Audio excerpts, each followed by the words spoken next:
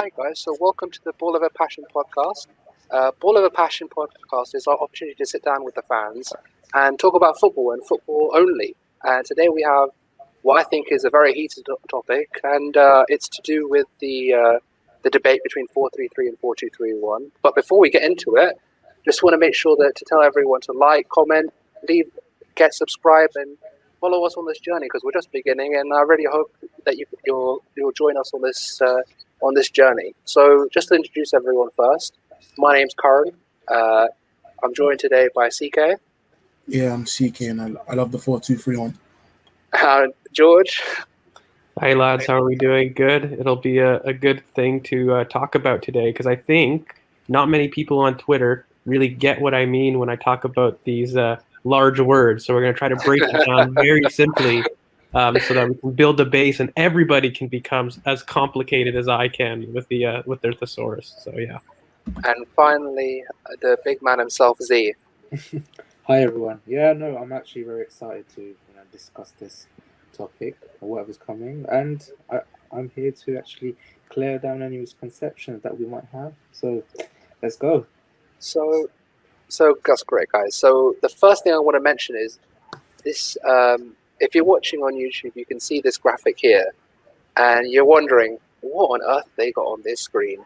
Well, this is a mental formation. What's going on? And the reason why we've started with this type of formation is because that is one phase of play. That is how we build up play, and it's how we actually go into a different phase of play, the final attacking phase of play. So George, if you just wanted to explain what we mean by different phases of play and how we progress the ball. Yeah, absolutely. So listen, we typically have 3 different thirds in the pitch, right? And so typically as a coach, what we do is we break down the zones on a pitch in these different lines. So in the first middle third of the pitch, which we're talking roughly from touchline to about 25 yards out, that's what we would consider the first third. And then that's roughly until half of half. And then once you extend that into the opposite half, that's probably the middle third, what we traditionally call the midfield of what you would normally play with. And then finally, of course, the last phase in that is the final third. And what we would typically call that is that middle of the opposition half up to the opposing touchline. And what you do is you end up breaking down these 3 different phases into what you traditionally would see as your defense, middle, and attack. Now, in modern football, what we do, we've kind of complicated this, and we've added not just horizontal zones that you may be accustomed to, but vertical zones. And that gets broken down into your 5 channels. So typically we have the 2 outside portions. That gets separated by the inside, left, and right channels vertically. And of course, your central zone, which is just down the middle. Now, when we talk about phases of play, what we simply mean by that is how do we start an attack? How do we carry through that attack? And then how do we finish that attack? And that is aligned both in how we progress from the first third, aka that initial zone that we talked about, but where your touch line is to the middle of the halfway point. And then as we progress, you're going to transition to the middle third, which is really just going from defense to attack. And then in that middle third, you're going to see how we transition to the final third. And that's simply how we create our chances. And that's when we talk about chance creation, when people use things like overloads, we simply mean how do we transition in the midfield zone into the attack, and how is our team structured in that way? CK, what I wanted to ask you is how do you just define the zones in terms of verticality, as George was mentioning? Do you have anything to add on that point? Well, generally the zones are numbered, and there are generally 18 zones on a pitch for most. And typically the most important zone, as a lot of people would say, is zone 14, which is just outside the D of the box. In terms of zones, each manager differs with what they'd like to do in specific zones, but generally in the zone, they'd like to have one player in the zone by themselves generally. That's what I would say about the zones. Z, do you have anything to add about the way the definitions that we've described so far? I mean, to be fair, what we've seen in the past is we have players in certain zones, but the main thing is it all matters depending on the manager's instructions, how they see the transition from defense to attack, and how the pattern of play goes. So I think that's probably the most important thing when we're talking about zones. So yeah. Yeah, I mean, for me, the only thing I would add is we talked about the zones of the pitch, but the one thing I wanted to talk about really was what we mean by the word transition.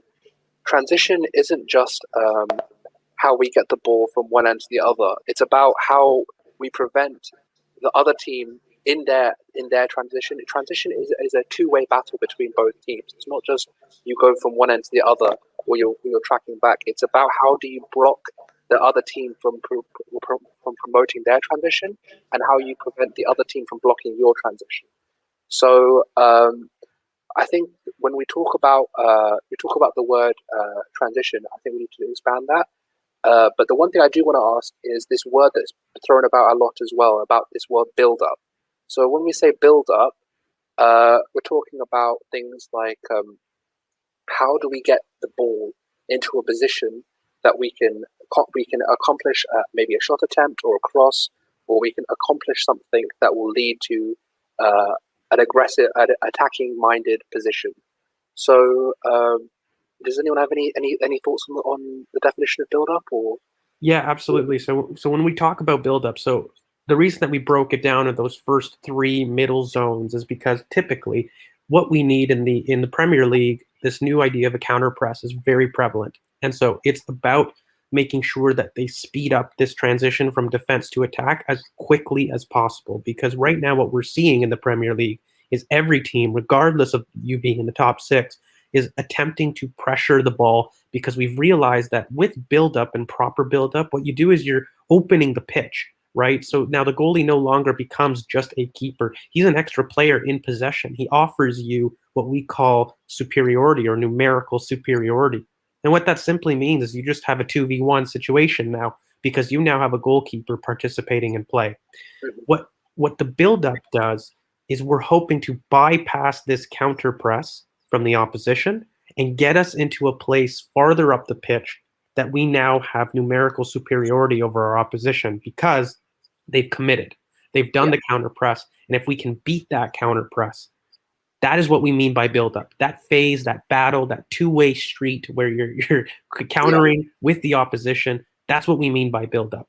And then after you have beaten the counter press, or you have escaped that first third of the pitch and you're moving into your traditional midfield, that's what we would describe as, kind of the middle third. And, you can have different phases of play in that, but generally, once you complete your build-up and you enter the midfield, you are in a different settled shape, very typically, and you've completed your build-up, you've completed your goal. Yes. You've beaten the press. And then that moves into your final phase of play of looking into how do we create chances. So those are the typical like start and end of what we mean by a build-up phase. Yeah, I mean, so we've done some basics, so I just want to get into it, right? Let's get into this nitty-gritty stuff. So I think we'll start up about talking about how. I would like to just talk about the main differences between the two formations. So I will talk about the 4-3-3 with Z as well. But does any of the other two want to talk about 4-2-3-1 first? Sure. So I think very simply, what I would say is actually these systems are far more alike than different in what we say. And I think this kind of idea that you can only be regimented to one formation is something that I really think we need to get out of. And on Twitter, I say this a lot. If you follow me, zones over formations. And the reason I say this is because I say it very simply as a coach. The switch from a 4-3-3 to a 4-2-3 run is a very simple tactic change where I tell my midfield, I want you to go from a 2-1 to a 1-2. I want somebody to pressure up and turn the screw. It's a very simple change. It does not carry the same battle lines that I see on Twitter, because I'll be honest with you, as a player, that simply is moving him 5 to 10 yards up the pitch. That's the change. That really is the change. And so when we're talking about the differences between the two, I need to make that clear before we get into the pivot, because when we talk about the differences, which we will, it's more so how we accomplish the same patterns. So what I mean by that is our general dynamic of how we create an overload will be done wide. This occurs whether you're in a 4-3-3 or a 4-2-3-1. Wide overloads are how typically we accomplish our transition. This is what happens. The only difference between the two is how we cover in the case of a transition the other way, or if there's an off-the-ball breakdown. And that is where the slight tweak of the two formations occurs. I don't know, Chris, if you want to build off that. With a difference is there a difference between the 4-3-3 and the 4-2-3-1? Yes. Okay. No. We're talking about the 4-2-3-1 in general. So if you want to talk about either the 4-2-3-1 in general or talk about the differences, it's up to you. Go. Just. Well, with the 4-2-3-1, it's a formation that allows for managers to do a lot of different things with it. For example, with Jose Mourinho in the 4-2-3-1, he prefers to defend, counter-attack, and attempt to counter-press. Whereas other managers who have used the 4-2-3-1, for example, this season with Pep, his aim was to dominate the ball and stretch wide. So it's a very adaptable formation, more so than other formations. And with the 4-2-3-1, it also gives a stability centrally that other formations may not provide. Yeah, and absolutely to build off it, the reason that actually the 4-2-3-1 is so widely used is because actually in the case of a transition or in defense, it's very simple to make this into a 4-4-2 block. It is very simple to simply just have one of your attackers or the traditional number 10 step up into the striker zone, and you then fill in, and it's easy to block zones. That's really the reason why a 4-2-3-1 is quite used, because it doesn't require many moving parts to transition. Whereas a 4-3-3, for example, if you did want to facilitate that, while we did say it's just a simple moving of the midfield, part of your defense has to be changed in order to accommodate a breakdown. Whereas in a pivot, if there is a breakdown, there's always two people behind the ball. This is the fundamental difference and between the two, really. So when we talk about why one may be preferred or one may not be preferred, it's really more of a pragmatist issue. And so as we're seeing right now is on the YouTube graphic, and for those that maybe aren't just on the podcast, I'll describe it. So when we talk about a traditional 4-4-2 block, we've got two lines of 4 and then one line of 2 up top. If we wanted to expand and we really wanted to press and attack, for example, your number 9 will shoot up into his traditional 9 spot. The number 10 will fill in the space just behind him. And immediately all you have now is a simple 4-2-3-1. And that simple change only requires a difference of roles in 2 players. This is why the 4-2-3-1 is really quite used very often, because it doesn't mean that you have to relay messages to multiple players, really. So it really only counts on your top 2 players. And that's why it's really preferred from a lot of coaching perspectives, because you can actually keep a lot of your defensive principles the same, whereas you just slightly tweak the attack and your defense is still maintained. Whereas in a 4-3-3, which we'll get into, and I guess the other guys will state their case, there is a couple more tweaks that need to happen in order to maintain your defensive solidity. And that is the difference between the two. I mean, this is the one thing I wanted to talk about. So what I would say, I mean, I'm more my preference is the other side, but what I will say with this formation is very easy to spring. It's very easy to spring because all it needs is one runner, and you have a real opportunity to get out quickly and break a press, because your number 10 is is readily available to pounce quickly, and especially it depends on obviously the block of the other team. But if they're playing a high line, I mean, if you look at, for example, I'll give you an example, the 7-2 Liverpool Aston Villa game. If you saw how high that Virgil van Dijk line was with that in that game, this happened so many times. This literally happened constantly. and it allowed the players to run on and run in behind very easily, because look how much space there is behind. So especially if you are playing as a high line, it really gives you a lot of flexibility to really push on and in transition, which is I agree, it will work. So, and just a quick add-on, Curran, what it really does too, and I really want to make this clear, is that it provides a large amount of central compactness, and the important advantage with this system and setup is that it creates the foundations for center back protection. This is really, not only is it quick to spring into an attack, but if you do and you have a breakdown, it's more advantageous in a defensive perspective because you still have 4 blocks, 4 lines here. And this is the reason why coaches really prefer it, because you protect your defense, really. I mean, with this, I think with the 4-2-3-1, you're talking about something that is it's adaptable in all 3 phases of play. So, so if we're looking in transition right now, so say you've got your 10 in here and you've got your 9 in here. So what will happen usually is you'll have players spring, you'll have runners go on, and you'll have eventually runners come from deep, and then players will start to progress up the field. If it's a break, then obviously one player will go on and try and make a run, and players will surround him to try and offer outlets to create overloads in case there is a 2-on-1 opportunity with the centre backs. If there's not a break on, then what will happen is you'll have players spring into the formation I had on the screen earlier. So this formation here, which is very easily adaptable. I mean, I don't know if anyone wants to. Can you tell the people that's not watching what's the formation? So basically, what happens is when you have this spring, what happens is you'll have your fullback bomb up across, and essentially what you have is 2 vertical lines of 3. And you'll have players drifting in and out of in between the two in between the lines, and you'll have players try and affect the build up. So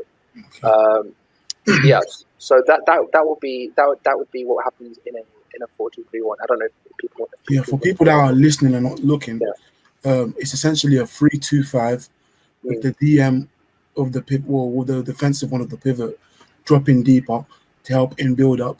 And in this case, both fullbacks are high and wide, and both wingers have cut in, and the attacking midfielder has dropped in midfield with the 8. That's essentially what's on screen right now. Yeah. So thank you for that. It's weird having it on the screen doing it, but the other thing I want to say is the role of the goalkeeper, as George mentioned earlier, is if you have someone that is either with playing at the back or long ball distribution, and you can see with Edison with Man City this year, it gives you an attacking outlet that is something that is pretty novel to football. It's not as ingrained as we would like to see it in football culture. So it gives you a real outlet to produce balls to either flank or to your number 9, and because as George mentioned earlier, your goalkeeper is essentially an 11th outfield player that is distributing the ball and trying to progress the ball up the pitch. Okay. Yeah, and so the only last thing that we'll do before we transition away and we talk about how does this 3-2-5 go into the final attack and how do we do chance creation is, again, I just want to talk about some central non-negotiables that this formation does. And so it allows you to retreat into a low block that can squeeze and cut off passing lanes, which is your 4-4-2.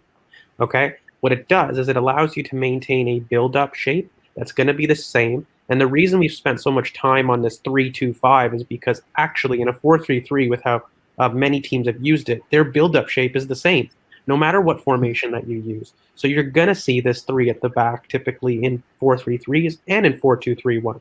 But that's a non-negotiable. So this transition into the attack is where the two systems will differ.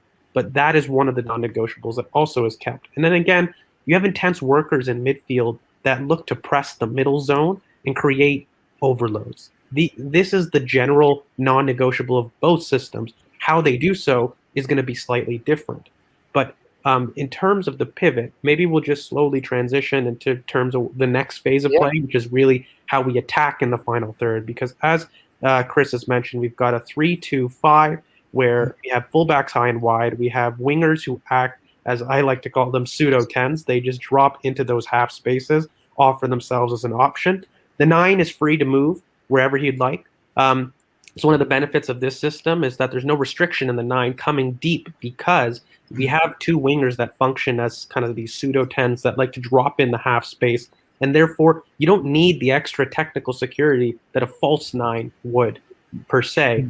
And so what this then simply transitions to is really a 2-3-5, and all you see is the middle person in that 3, who is typically your deepest pivot, steps into midfield, and the 10 simply steps up into that zone 14 that you all know and love, and this typically becomes a 2-3-5.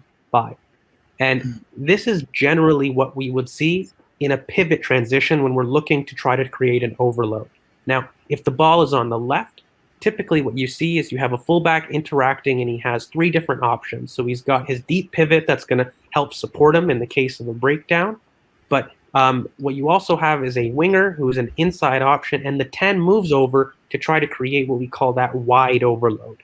Now, if the ball is simply on the right, you just switch these dynamics of play and everything's the same. The fullback is still high and wide. The right-sided pivot will offer the protection in wide spaces, while the inside winger and the 10 moves over to create an overload on that side. That is typically what we talk about in this pivot when we look at overloads and we look at how do we create chances.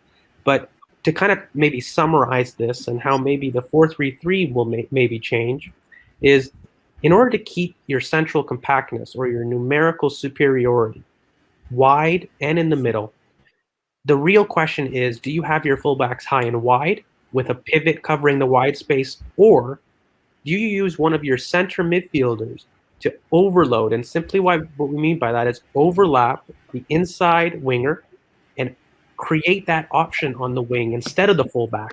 And by doing that, in order to maintain your central compactness, you need to push one of your fullbacks into the center zone in order to cover.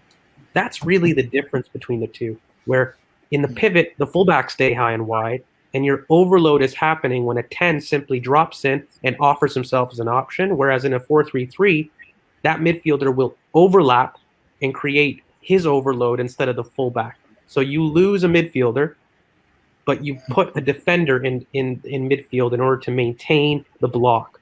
That's the major difference between the two. You will typically have a 9 that comes to drop in as well, because, like we said, a midfielder has vacated the zone.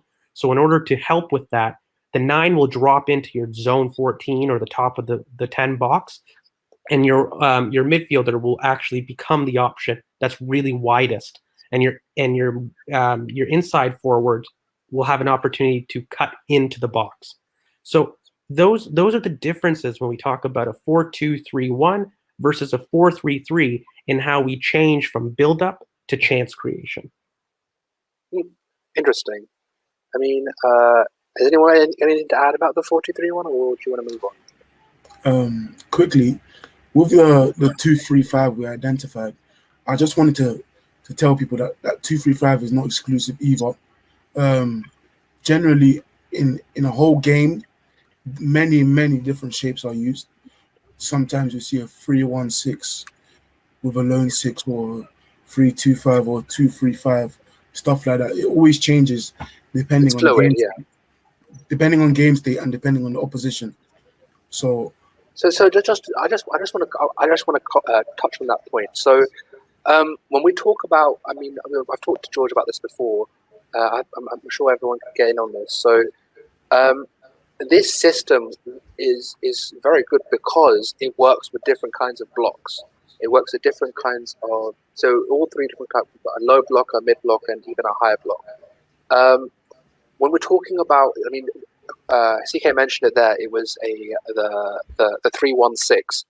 So that's when you really want to turn the screw on. I mean, I will put it up, but it's very interesting because so when you're trying to throw the the 316. So when you're really trying to turn the screw on and you're really trying to get it going. So it's basically that. So basically, we have 3 central defenders, 1 lone 8 in the basically the area between the attacking 2/3, and then we have 6 attackers going forward. And if you're playing it's a low block, I mean this is what you're going to try and do, because you need to make overloads. You need to try and get as many players in the box as possible. I don't know if anyone wants to add on to any of that. Maybe George. Really, what it really is, simply, lads, is you're sacrificing a player in the middle and adding him to the attack. I want to break it down really simple, because we've talked a lot of numbers here, but really all you're doing is saying, look, lad, you're in the midfield, step up, join the attack. We got this from behind. Now, how Arteta has done it is he's asked one of our deeper midfielders, or Xhaka, to drop into that defensive third and cover the advancing fullback, typically when we see this 3-1-6.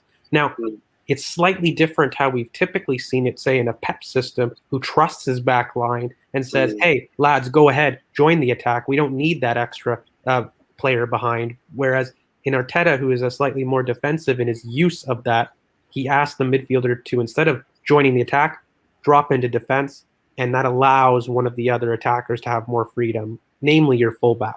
So that's the slight tweak, and maybe how some managers who have used 4-3-3 can differ in terms of how they use them, right? So we've talked about formations a lot, but how you even use a specific formation can change. And I think a lot of people on Twitter, one of the arguments for why maybe a 4-3-3 is so tough to employ is because we've used this really fancy word called specificity. All it really means is this formation is really particular to how your team is set up. Because if you do go, and maybe your team isn't great in defense, you may have to support that by using the Arteta method, dropping one of your deep midfielders into defense. If you're really great, you can then switch the dynamic and just tell them to go into attack. But regardless, it requires players to be comfortable in zones they're not typically known to be. What do I mean by that? Well, we can look at Pep as a typical example and hit the Cancelo role, who everybody loves to talk about. But really, that fullback has to drop into midfield because one of the midfielders has left. He's gone to overlap and do the overload on the wings. And so he's asked to be in midfield and to block the space. Now, there's a lot of theories, yes or no, and I don't really want to weigh into it because I don't think that's the point. But really, you're asking a defender to be in the midfield zone. And for people who have maybe not played before, it's very different. I always talk about instincts on the pitch because you need to find somebody that's comfortable doing this position and role. And that's what we mean by specificity. So when we talk about 4-3-3 requiring many players, it's because you need to find a very specific type of fullback that is comfortable in midfield. And those don't come along very often. Yeah. So you need to make sure that you're buying to that philosophy if that's the way you'd like to go. But I think maybe we'll tail end that because I do have some critiques on its long-term sustainability, and maybe we can touch into that. Yeah, I mean, I don't know. The other thing I want to mention about this 4-2-3-1. I mean, I don't know what you guys' thoughts on it is the fact of the matter is when you have this 4-2-3-1, it means that you have to have players that will be able to accept that it's a very zonal system. You need to coach to the zones and not to the formation. And if players vacate their zones, like the amount of times, I mean, we are Arsenal fans after all. The amount of times that Dani Ceballos vacated his role again and again and again and caused overloads and caused mistakes. If you are not zonally efficient and not zonally aware, then this formation does any formation will, but this formation specifically is going to really get exposed. Yeah.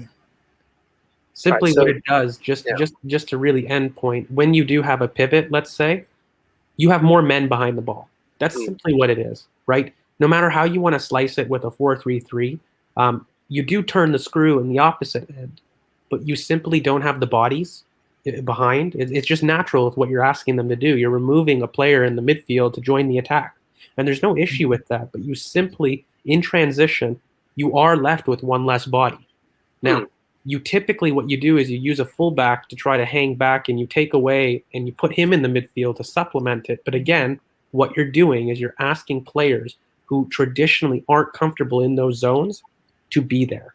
And so why that becomes an issue is because they then don't see the pitch as well as a traditional player in that zone. So what I mean by that is when they get left isolated, which we've seen plenty of times in the Champions League final, right? So when you do have that lone pivot and you ask a fullback to step into midfield, he may not recognize the blocks of space to kind of close down because he's now in a different area of the pitch that he's not used to. Now, of course, coaching can play a role, and yes, I understand you can coach players to do so, but when you're a fullback and when you're a player, you specialize typically for this reason, right? We don't have a 28-year-old who's really a Milner. They're very rare cases. I cite Milner because he's the only one that's opposite to my argument. But if you really go into what we look at in modern football, we have dedicated positions for a reason. And these switches, when we talk about them more broadly or globally, right, they typically are for a game state, right? I do want to make that clear. And the best example that I can use for this is I'll bring it slightly to Arsenal because we saw this switch was in West Ham. So when Arsenal faced West Ham, we saw this switch very clearly where originally there was a pivot play. And in order to turn the screw on, what we did is we simply asked that midfielder to step up, and we saw a change in the second half to a 4-3-3. And that's the case where you can use these formations to suit specific game states. But if you're asking people for a broad overview of a philosophy, well, you just have to look at the Champions League final. That's a case where you're using the 4-3-3 for the whole game. And I think the switch to a pivot to a 4-3-3 is a lot more simple than it is the other way around, because there's a lot more specificity in the 4-3-3, so you can always add a substitution. But in terms of going back to a pivot, you need to kind of remove multiple zones because the 4-3-3 asks much more than a pivot does. It does, but we're going to get into it. I think that's a good transition as well.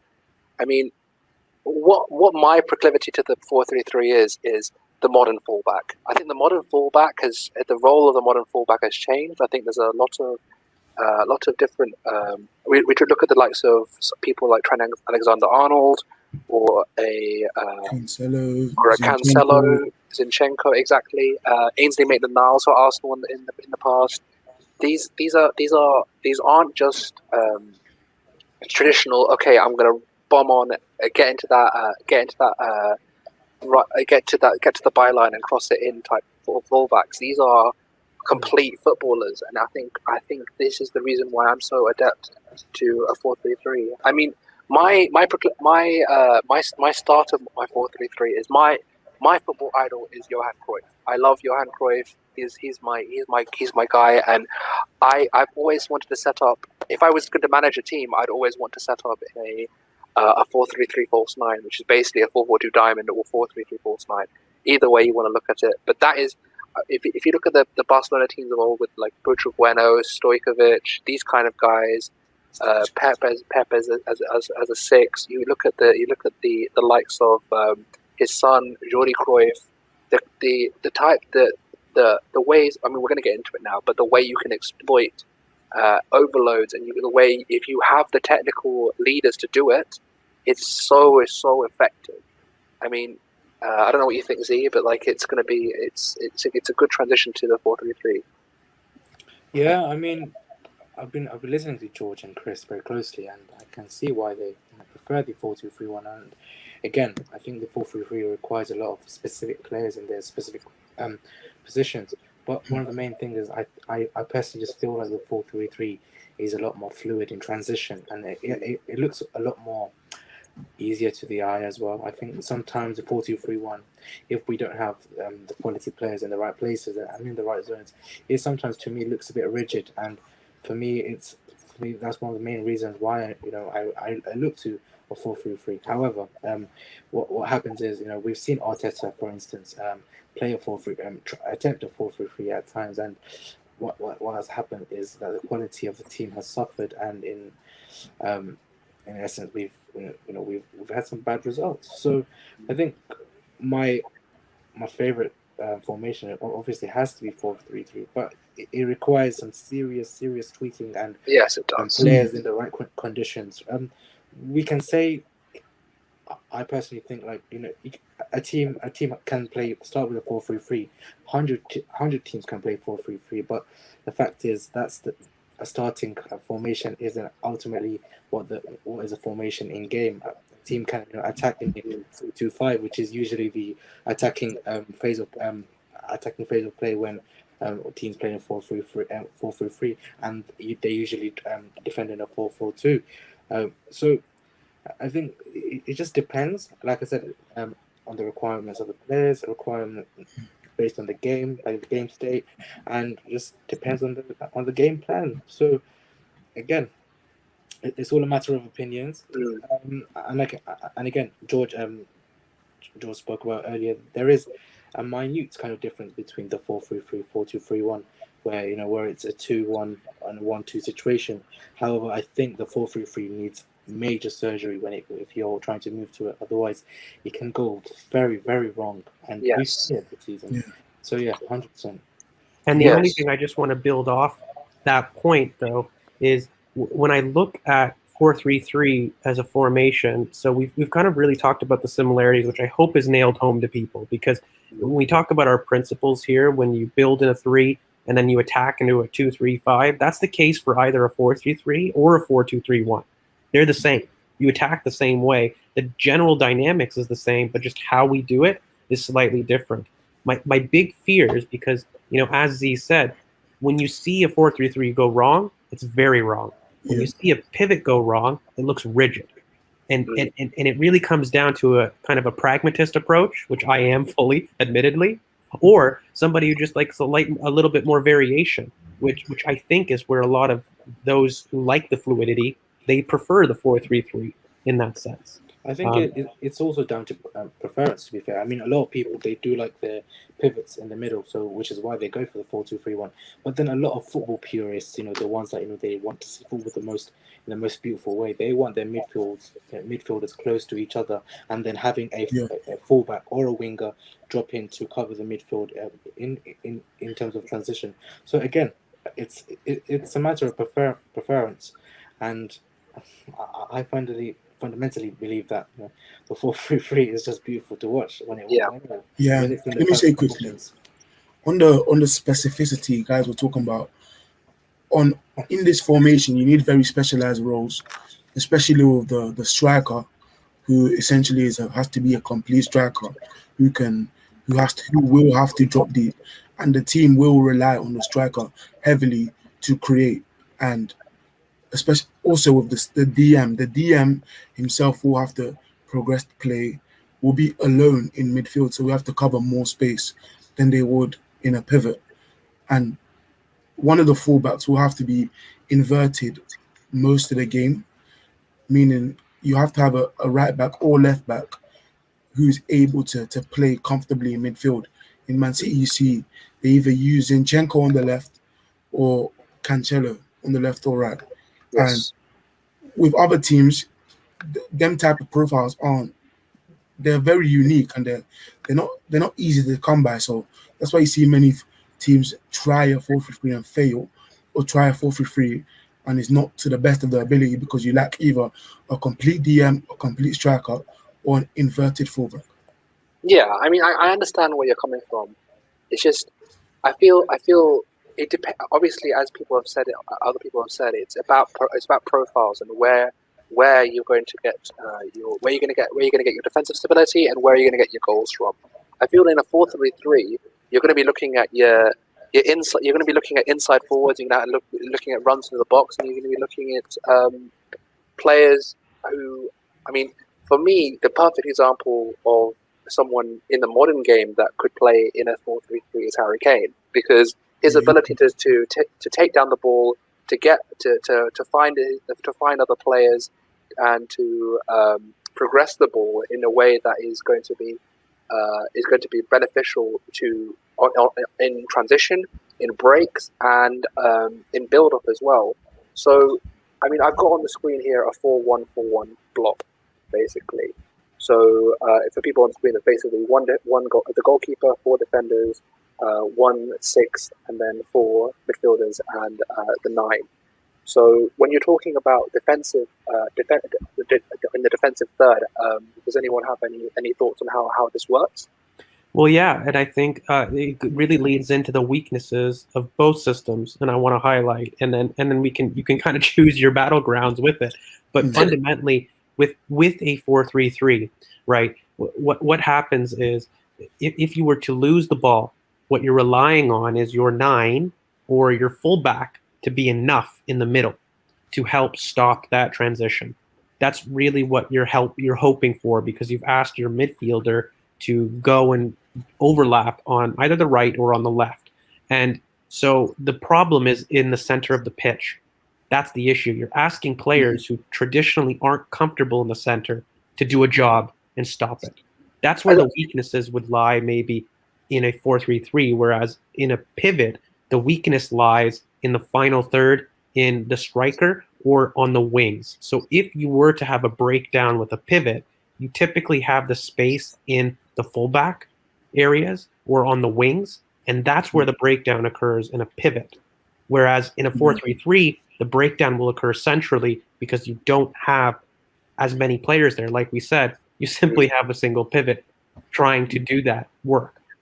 Yeah, a simplified version of what George said is the wide overloads in the 4-3-3 are created by the central midfielders, so they leave space centrally, which is the vulnerability of the team. And in the 4-2-3-1, the wide overloads are created by the fullbacks, which leaves space out wide.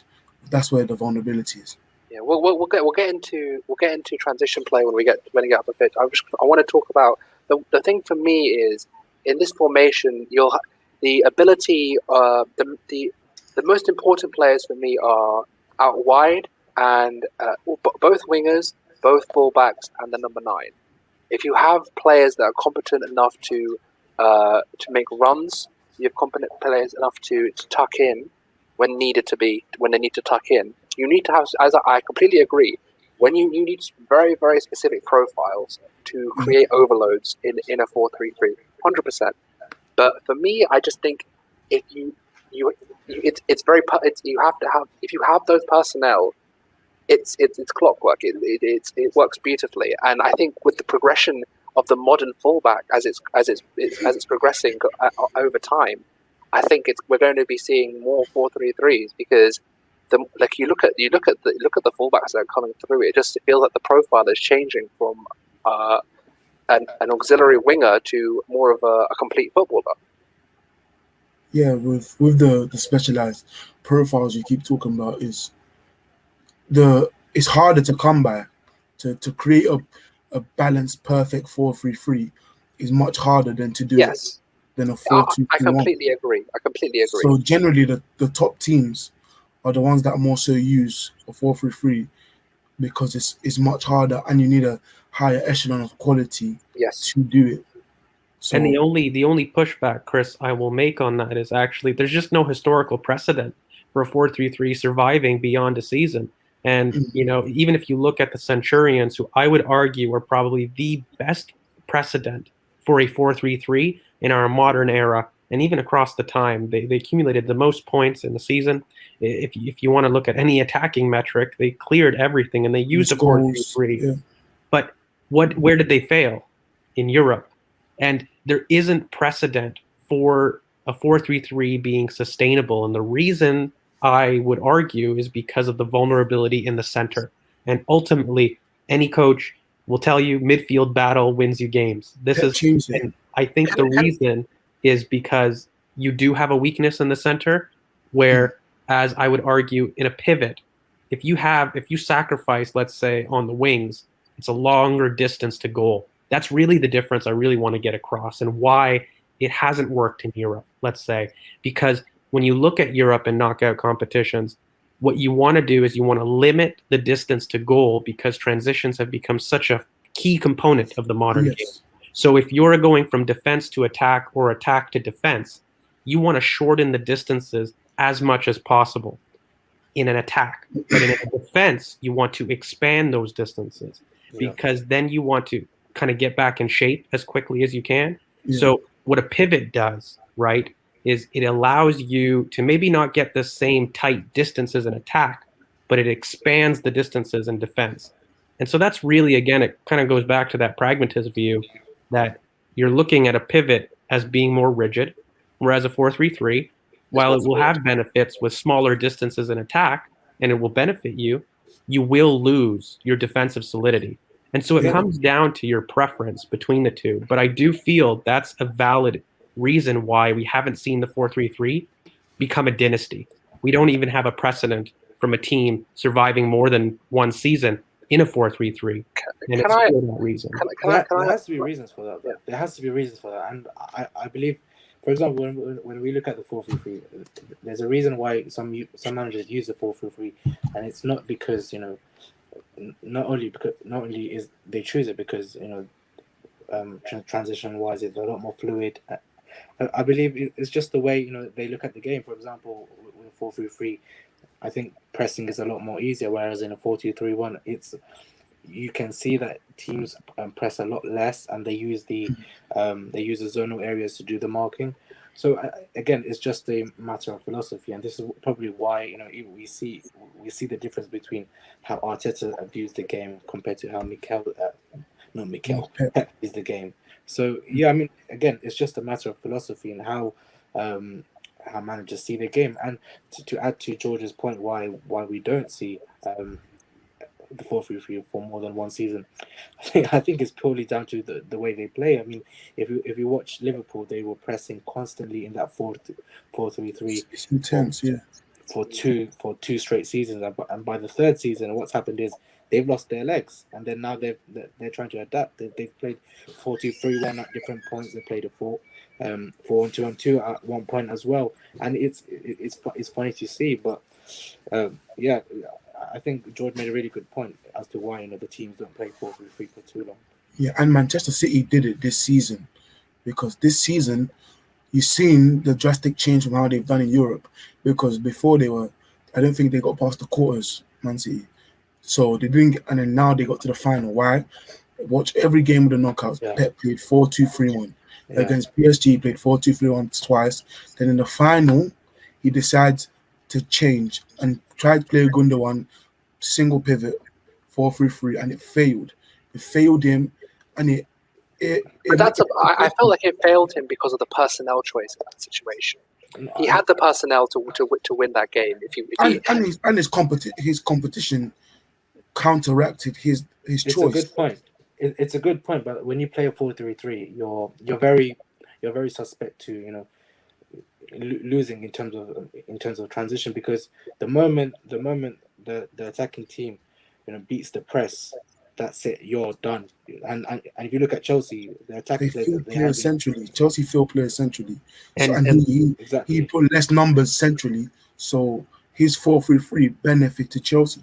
And Chris, I just want to build off really simply, lads. The big issue with Chelsea is they keep the distances small. There's a famous clip of Guardiola that was doing the rounds, right? Yes, they keep the distances quite small, and then they have them wide, like with the fullbacks. So what he was trying to tell you, though, is that was a good accent. That was a very and he did it brilliantly. Everyone made fun of him, but it was brilliant. And what he was saying is the distances are very small in the middle, but out wide, the distances are great. And this is why I made that point very earlier. Now, the issue with this is because the smaller distances in a 4-3-3 mean that centrally, you're going to become quicker to goal because the distances are smaller. If you go in a pivot, the distance to goal and the weakness in that system is out wide. So you're traveling an extra 10, 15 yards. So that's also why Liverpool took really only 2 seasons before they burnt out, because they were running twice as much as everybody by employing the 4-3-3, because the distances are much larger. Now, it can work. I actually think, factually, there is no precedent for it. So I could be wrong, and maybe the future does lend us to much more, I don't know, stamina-like players that are able to do this, but I think it will always fail because you're asking too much of your players. And so you'll need much more turnover for it to sustain. And even then, we haven't seen it last for more than 2 seasons successfully in Europe and domestically. Whereas the 4-2-3-1, we've seen last more than 2 years. Actually, the longest one was Barcelona's dynasty, which I would argue lasted 5 years. So in terms of precedent between the two, there is more precedent in a pivot, but it's not to say that, records are there to be broken, right? But I'm just wanted to make the argument for both and why maybe we actually see this fail in Europe. And it's not just the system. And I hope people can understand, the 4-3-3 is shit. That's the wrong conclusion to make. Very good system. Yeah, it's a very good system. Just recognize the weaknesses in it and how to counteract that weakness. I want to make a couple of points here, because the first thing I want to make is when I say 4-3-3, I mean there's a lot of different variations of 4-3-3. The FIFA merchants will get this. There's about 5 of them on FIFA for a reason. But that's beside the point. My issue, the 4-3-3s are very, very. You have to realize that there's a lot of variation of 4-3-3. When I talk about 4-3-3, my ideal system is the Johan Cruyff Barcelona system with Laudrup, Stoichkov, and Butragueno. That's my ideal. It's almost a 4-4-2 diamond, but it really is. If you look at it, it's a false 9 system with Martin Laudrup in that false 9 position, feeding inside balls. So I mean, I'm going to do it right now. So if we look at how if we talk about the build up, they are very similar, and a lot of it is as George was saying, small distances and wide distances. It depends, and you have to look at the distances. So I'm gonna just quickly say that the similarities in both of them are in the attacking phase and in transition. That's where the difference is. So you have to. So I don't know what people want to talk about. We're going to talk about just quickly the similarities in the system and how we can talk about how it's going to finish up in that final third. Yeah, absolutely. Because I think we've talked a lot about the differences, and I think you can make your own preference to it. But I want to dial it right back into how these are going to be similar in the future and how many teams do this, because I want to not just talk about Pep and Arteta, but let's talk about your Nagelsmanns, your Jesse Marshes, your Klopps. Like, these are all modern managers that are now doing it when we talk about attacking and defending in 5 channels. So what Curran's going to do kind of on the screen is go back to our 3-2-5 structure, because that's going to be a structure that we're going to be seeing as the build-up from either formation. And that's really going to be what you're going to see kind of going forward in modern football. And I think you can make that conclusion very valid. Why? Because really what's going to happen is you've got your Nagelsmann, your Marshes, who are probably the youngest managers in their respective kind of leagues, really. I think Nagelsmann is only a year or so younger than Arteta. Nagelsmann is like 4, he's 34, I think. Right, yeah. So I think he's, 2 or 3 years younger? 4 years. 4 years younger. And so really, these are the visionaries, you would say, of the game, right? And so this is where we're moving towards. And transition control is going to be the new name of the game. The counter press, the idea of dealing in these transitions is where these teams are going to be similar for both formations. So you're going to build up in a 3. This, I think, is going to be the case no matter what formation you choose. And the only thing that you're going to see that may differ is whether or not that becomes a 3-1-6, where the 10 simply joins, or you may have a 2-3, which just simply means the 10 will join, but then the pivot will step up out of the defensive block. Yes. And then that becomes really the difference between the two. So you will always begin to go into a 3-2-5. That'll maintain no matter what you're doing. You're going to attack in 5 channels. So the final end goal that you see in the box, you're going to have wide options, an inside option, left and right, and then your center striker. Those are always going to be the same. I think the final similarity that you're going to see between these two systems are overloads. On the left or on the right, you're going to have to try to create a 2v1 or a 3v1. How you do those, we've talked about how they're different, but that's a non-negotiable either way. Left or right, you're going to try to create an overload, and you're going to build in a 3, and we're always going to have 5 channels. So I think that's my major similarity, kind of pun towards it. And, you can then make your decision. Hopefully, I hope everybody can, use this little tactical talk to kind of make your own decision about what you prefer. Because I think sometimes the one thing we can all agree on here is we need to make sure that we're keeping up with the times. And I think it's just exciting to see a different way of viewing football. I personally can tell you, I never used to think in so many zones that I do now. Really never. Let me show you guys the zones quickly. You can see this, right? Yeah, excellent. So these are kind of what we've talked about kind of previously, really, where, you have your middle third, your beginning third and the final third, and it's separated into your wide and your inside channels. And so for those that maybe are just listening to the podcast, what you're ultimately seeing is you're seeing a pitch broken down in almost really from your goal line to the top of the D is one of your horizontal zones. The next zone in the horizontal is going to extend into the middle portion of the first half. Then the next zone is from that middle of the half to halfway line. And you're going to symmetrically kind of go down into the opposition half. And so I think a lot of these zones can get really confusing. But ultimately, if you keep those similarities that we just talked about, you're going to be okay in being able to analyze your team. And hopefully you can see that the 4-2-3-1 and the 4-3-3 are really quite similar, where our overloads are going to happen wide. You also will attack and defend in 5 channels. And lastly, again, you'll build in a 3.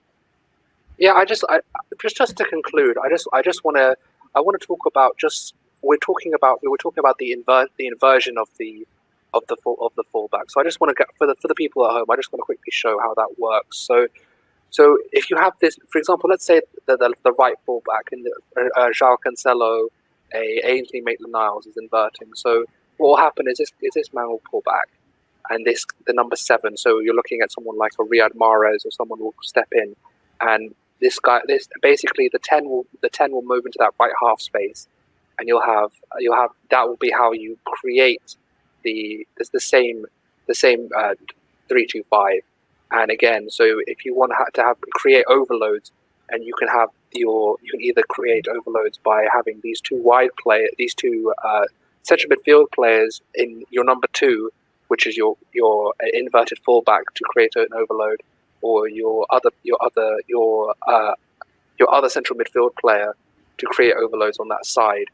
And the last thing I'm going to say before we wrap this up is about the role of the number 9. I mean, so number 9s traditionally are in the box. We're talking about players that preside in the box and live on goals. But if we look at people like Harry Kane, as I mentioned before, Martin Laudrup, someone like a Patrick Bamford now, what is happening is you're pulling your 9 back, and you're allowing overloads into the box. So you want players who are able to distribute to your wings, as well as being able to push into the box, as well as being able to feed into your players going inside. So we have that's what I wanted to add on, because if you look at a 4-3-3, I feel like it's a system people are very familiar with, but in terms of how we get the ball into the back of the net, that's why we have players like Riyad Mahrez doing so well, because he's available to work where he's doing very well. He's allowed to work in that right hand side and be able to take the ball and progress into the box and maybe get an assist, maybe cut inside and get a goal. Yeah. But so it's about positional awareness, and it's about getting the right profiles for the system you want to play. Does anyone have anything else they want to add before we wrap it up? Or yeah, the only slight thing I'm going to add to this is in a 4-3-3, you really are asked to shuttle on one side.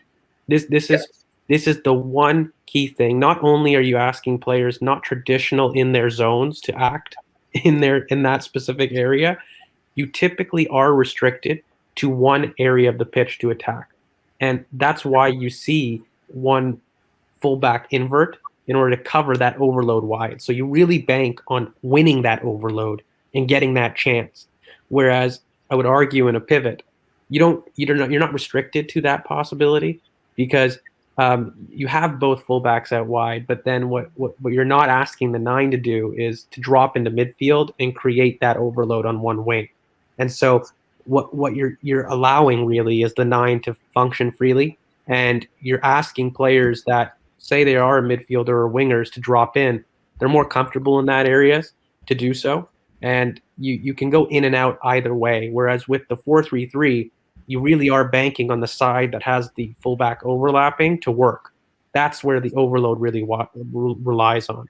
So I think that's the only addition I would add towards the 4-3-3. But again, I do want to end on the fact that these are so similar. That's probably my only concluding statement to this, because no matter what, I think you're not going to change my mind. I'm not going to change Curran's mind. It's simply a subjective thing about what you prefer to watch. But in terms, I just want to end on those non-negotiables, because I'd rather we end on the similarities than the differences. And what that is for everybody is you're going to build in a 3. It's going to be a 3-2-5. You're going to have 5 channels. And what you're looking at is overloads out wide. Now, if you're a pragmatist and you like those distances to be really quite large and away from goal, maybe you're amenable to a pivot. If you like those distances really short in attack and you prefer that potency and that fluidity, maybe you're amenable to the 4-3-3. But make sure you keep in mind that those core principles of building in a 3, attacking and defending in 5 channels, and wide overloads are the same, because they are the same for both of those formations. Yes. Very much. Quickly for me, I just wanted to say that we call them 4-3-3 and 4-2-3-1 on paper, but they're rarely in them exact states. And in a game, you could see your team switch to 5 to 10 different shapes in one game. They could switch to. It just depends on game state. Like a big example, quickly, is Arsenal versus West Ham. Arsenal switched to many for the first 20 minutes. For the first 20 minutes, they were 3-2-5 and 2-3-5. Then they switched to a 3-2-3-2, and then they switched to a 4-3-3 with the actual lone 6 in party. We just kept switching. Why? Because the game state was changing. Arsenal started chasing the game, so they switched. Arsenal became 3-3, and they switched back to more reserved. It just changes based on game state. So it will never stay, oh, I hate the 4-3-3. It will never be that. It will always be building a 3 and attacking 5 channels. Yes. I mean, before I pan over to Z, I want to say I really, really want to emphasize attack in 5 channels, but defend in a 4-4-2. That is the main principle. You want to attack. You want to split your attack into more zones, as George was saying. As you want to make the distances a bit. You want to make sure that you're spreading out the whole width of the pitch. You want to make sure you've got players in every zone on that pitch. Whereas in defense, you want to make sure that you're compact, and you want to make sure that you're hard to break down. Yes. So that's why I want to add on. All right, guys, it's really been one of my favorite podcasts. This one, I really enjoyed this one, and I hope you guys did too at home. Please, if you enjoyed the podcast, please leave a comment for us if you've got anything you want to say, and subscribe, and we'll see you on the next one. Thank you very much. And thank you very much, and we'll see you next time.